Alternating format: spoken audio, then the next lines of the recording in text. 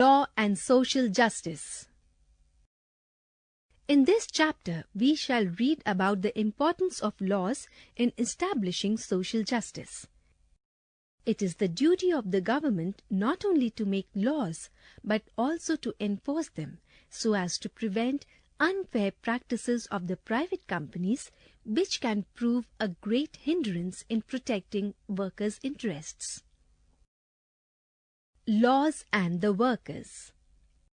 If there had been no definite laws, the different types of workers, such as industry workers, factory workers, farm workers, and workers at shops, who are generally poor and illiterate, would have been much exploited.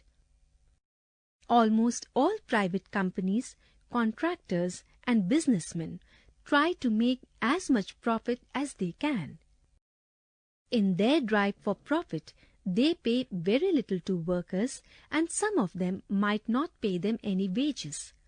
But to deny wages to workers is illegal.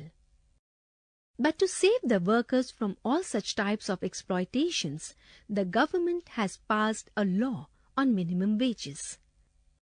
The law requires that no workers should be paid less than the minimum wages fixed for various workers. It must be mentioned here that minimum wages are revised upwards after every few years.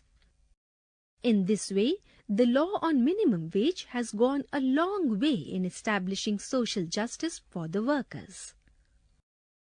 Role of the government in the enforcement of laws. The government has a great role in the enforcement of law. Mere passing of laws has got no meaning if it is not properly enforced by the government. For example, mere passing of a law on minimum wages is not enough to save the workers, especially when they are poor or powerless. The fear of losing their jobs or facing reprisals often forces them to accept low wage. The employers know this fact very well, so they often indulge in all underhand means, use their influence and power of money to pay workers less than their fair wages. In such cases, mere passing of laws has got no meaning unless it is enforced strictly by the government.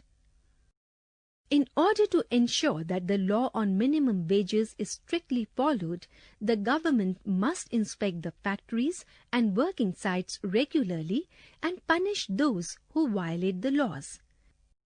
It is only by strict enforcement of the laws that the government can control the unjust activities of the individuals and the factory owners. Many of these laws have been based on the fundamental rights guaranteed by the Indian Constitution. The right against exploitation says that no one can be forced to work for low wages or to work under bondage, because the Constitution has laid down that no child below the age of 14 shall be employed to work in any factory or mines or any other hazardous employment.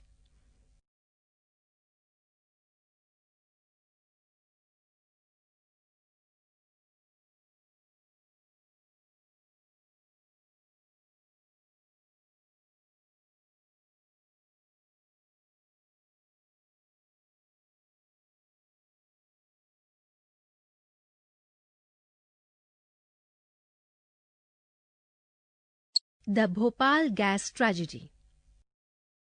The Bhopal gas tragedy took place on December 2, 1984. An American company, Union Carbide or UC, had a factory in the Bhopal city in Madhya Pradesh where it produced pesticides.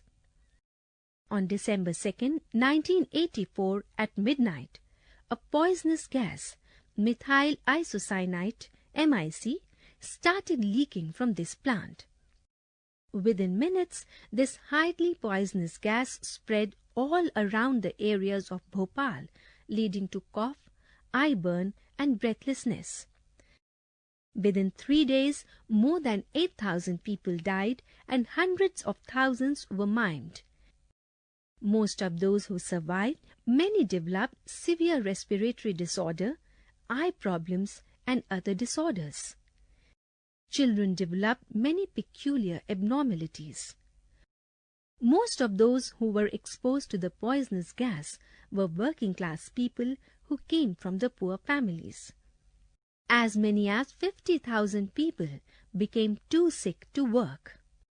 In order to cut costs, the Union Carbide had deliberately ignored to employ safety measures in order to cut costs. Otherwise, this tragedy could have been avoided.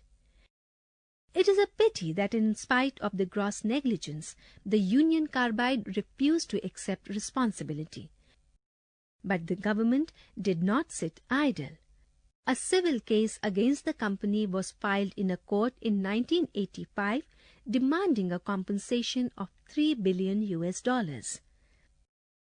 But after a long legal battle, about $470 was given as compensation, which was quite less an amount. Several people appealed against the settlement, but the Supreme Court ruled that the settlement amount would stand. Though the company stopped its operation, it refused to clean up the left-out toxic chemicals which have seeped into the ground, leading to contamination of water. Thus we see that the victims of the Bhopal gas tragedy were not fully compensated. Even today, after about 28 years of Bhopal gas tragedy, the people are still fighting for justice, for safe drinking water, for better health facilities and jobs for those who were adversely affected by this tragedy. They demand that the Union Carbide chairman Anderson be prosecuted on criminal charge.